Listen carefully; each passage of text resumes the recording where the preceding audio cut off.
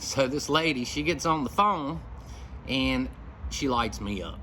You know, I say, ma'am, can you tell me what happened with your car? And she said, you sold me a bad car. Y'all knew something was wrong with this car when you sold it to me. I said, ma'am, no, we didn't know anything was wrong with the car. And she said, I think you did. I think y'all did this intentionally. And I said, man, we would never do that intentionally to anyone. I said, didn't the car seem fine when you test drove it? And she said, yes, it did. But I just know y'all knew something was wrong with it. And I said, well, why don't you tell me what happened? What happened that led up to your car being in the shop there? And she said, well, I was driving it and I noticed it was, the temperature gauge was going up on it and stuff. And she said, but I made it home.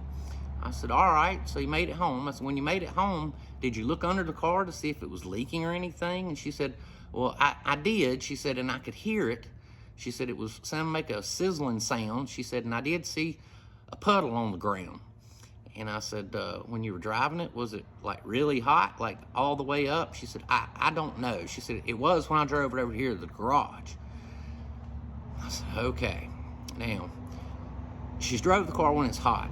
So my thinking is the car probably had a leak or something, a leak cooling out, and she run it hot. And she probably either warped the head or blew the head gasket. And now the car either needs a head gasket job or it needs a new engine. That's my thought process.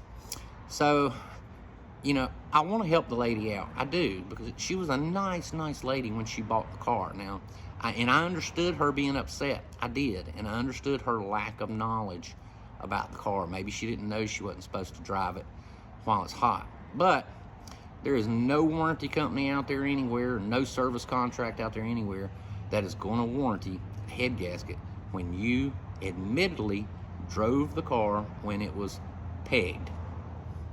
Part 3.